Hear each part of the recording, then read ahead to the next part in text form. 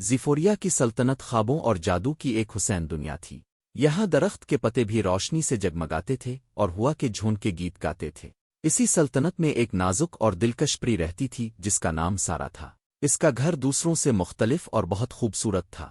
جنگل کے کنارے ایک چھوٹی سی پہاڑی پر بنا اس کا گھر پھولوں سے بھرا رہتا۔ کھڑکیوں پر بیلیں لپٹی رہتی جن پر رنگ برنگے پھول کھلتے رہتے۔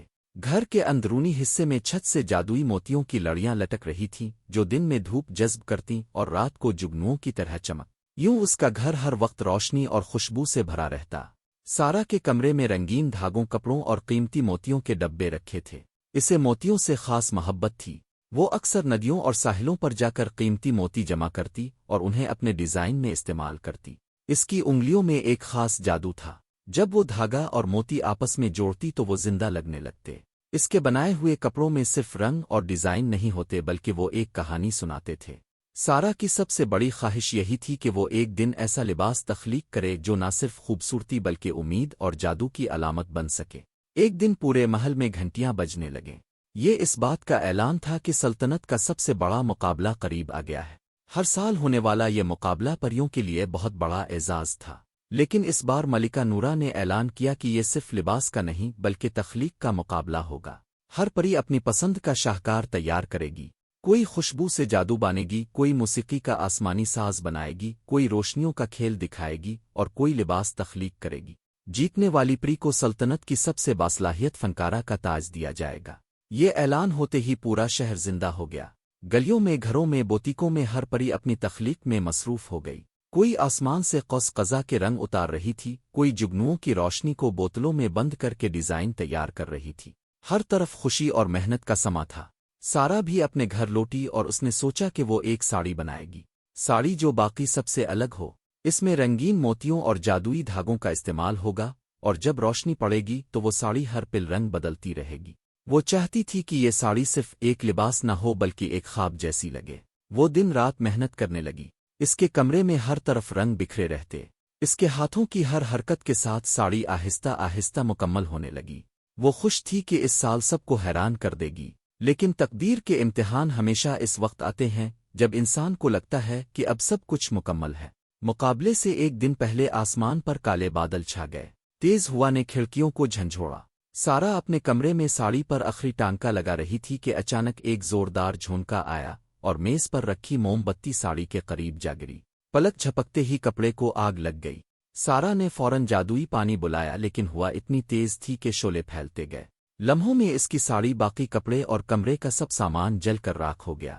وہ فرش پر بیٹھ گئی۔ اس کی آنکھوں سے آنسو بہنے لگے۔ اس نے سوچا اب سب ختم ہو گیا ہے۔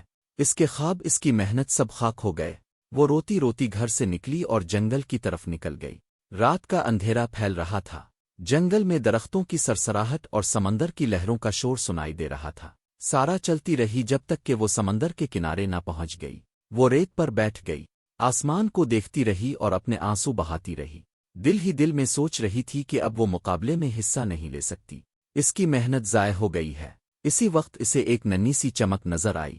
اس نے نیچے دیکھا تو ایک تتلی ریت میں گری ہوئی تھی۔ اس کے پروں میں سے ایک ٹوٹا ہوا تھا اور وہ اڑنے کی کوشش کر کے بار بار گر رہی تھی۔ سارا نے نرمی سے اسے اپنی ہتھیلی پر بٹھایا۔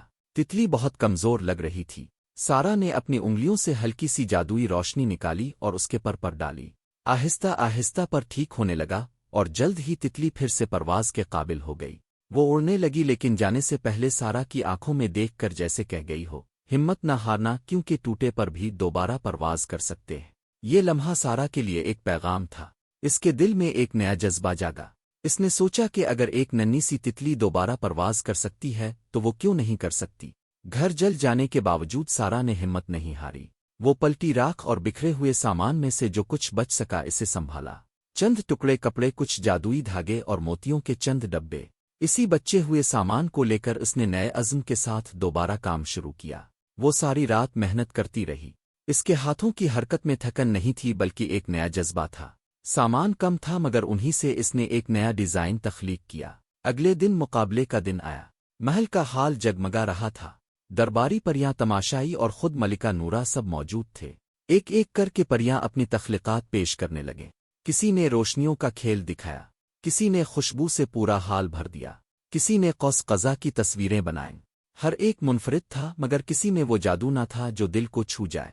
پھر سارا کی باری آئی۔ سب حیران تھے کہ وہ کیسے آ گئی جبکہ اس کا سب کچھ جل گیا تھا، لیکن جب وہ رائے پر آئی تو سب کی سانسیں تھم گئیں۔ اس کا لباس چمکتے موتیوں اور رنگین دھاگوں سے بنا تھا، وہ تتلی کے پروں جیسا لگ رہا تھا۔ جیسے ہی روشنی اس پر پڑی وہ اور زیادہ جگمگانے لگا۔ ملکہ نورا نے کہا، یہ لباس صرف حسن نہیں بلکہ ہمت اور امید کی علامت ہے۔ سارا نے ثابت کیا جیت وہی ہے جو سب کچھ ختم ہونے کے باوجود ہمت نہ ہارے۔ حال تال سے گونج اٹھا۔ سب نے کہا کہ فاتح صرف سارا ہے۔ اسی لمحے شہزادہ زیان آگے بڑھا۔ وہ شروع سے ہی سارا کو دیکھ رہا تھا، اس کے دل میں اس کے لیے ایک انوکھی محبت جاگ اٹھی تھی۔ اس نے سب کے سامنے کہا، سارا، تم نے نہ صرف سلطنت کا دل جیتا بلکہ میرا بھی۔ کیا تم میری ملکہ بنو گی؟ سارا حیران رہ گئی۔ وہ کچھ دیر خاموش رہی، آنکھوں میں آنسو آ گئے، دل میں خوشی کی لہر دوڑ گئی۔ وہ کچھ نہ کہہ سکی مگر اس کی خاموشی ہی اس کا جواب تھی۔ ملکہ نورا مسکرا اٹھی اور کہا، یہ رشتہ میں قبول کرتی ہوں۔ یوں نہ صرف سارا مقابلے کی فاتح بنی بلکہ شہزادے کی دلہن بھی۔